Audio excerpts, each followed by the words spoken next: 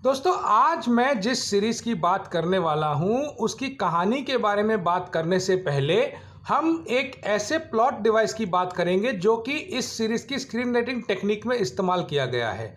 इस डिवाइस का नाम है ड्रामेटिक आयरनी। ये बहुत सिंपल है कि आप पहले ऑडियंस को कोई कहानी का हिस्सा रिवील कर दो कि भाई ये हुई है, ये कहानी है, ये किरदार की ये सच्चाई है, लेकिन जो उस कहानी के अंदर किरदार हैं उनको ये नहीं पता है। तो it's like the audience knows the characters don't.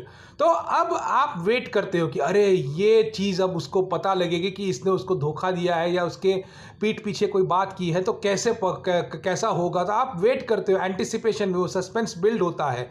इसका एक बहुत ही अच्छा एग्जाम्पल दिया है एल्फ्रेड हिचकॉक ने बॉम्ब अंडर द टेबल, कि अगर एक रेस्टोरेंट में दो लोग बात कर रहे हैं और बॉम्ब फट जाता है तो 10 सेकंड का सस्पेंस है, लेकिन आप पहले से बॉम्ब दिखा दो और उसमें एक टाइमर दिखा दो कि 10 मिनट में बम फटने वाला है, और वो कैरेक्टर्स आके बैठे, उनको मालूम नहीं है कि वहाँ नीचे बम है, वो अनजान है इस बात से, और वो अपनी बातें कर रहे हैं, खाना ऑर्डर कर रहे हैं या नॉर्मल चिट चैट हो रही है, स्मॉल टॉक हो रहा है, एंड ऑडियंस इज लाइक अरे अभी बॉम्ब फटेगा, भागो वहाँ से। वो ऑडियंस के लिए 10 मिनट का एंटिसिपेशन है।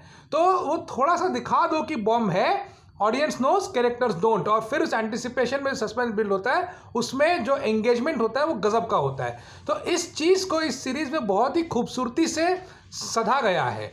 ये सीरीज़ है कहानी दो भाइयों की। दो भाई ऐसे जिनमें से एक ओवर अचीवर है, दूसरा अंडर अचीवर है। जो अंडर अचीवर है वो बड़ा भाई है, ओवर अचीवर छोटा भाई है।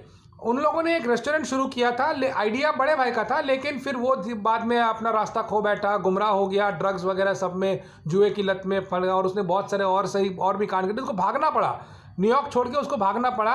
और फिर पूरा जो है वो संभाला छोटे भाई ने, और उसने रेस्टोरेंट को एक लेवल तक पहुंचाया कि भाई उसका नाम हो गया, रेस्टोरेंट का बिजनेस अच्छा चल पड़ा, सब कुछ सही चल रहा है। लेकिन छोटे भाई के भी लाइफ में कुछ डीमंस हैं जो धीरे धीरे निकल के आते हैं। फिर अचानक से एक दिन वो बड़ा भाई वापस आ जाता है, और उस छोटे भाई के जितने भी आसपास लोग होते हैं उनमें से कोई नहीं चाहता कि वो बड़ा भाई वापस आए, क्योंकि सबको पता है कि that guy is bad news. तो अब वो वापस आने के बाद फिर क्या होता है, ये पूरी इस कहानी का सार है। एक रेस्टोरेंट की आड़ में किस तरह से क्रिमिनल अंडरबेली का काम चल रहा है, वो इस सीरीज उसको एक्सप्लोर करती है। और पूरी सीरीज में ड्रामेटिक आयरनी को इतनी खूबसूरती से रचा गया है कि आप देखते जाएंगे, और इसके लास्ट के 2-2.5 एपिसोड्स तो गजब के हैं, मतलब आप हिलोगे नहीं। तो ये बहुत अच्छी एंगेजिंग सीरीज है, डार्क है, ग्रिटी है, बोल्ड और मैच्योर भी है, तो इस हिसाब से उसको देखिए आप। Black rabbit on Netflix.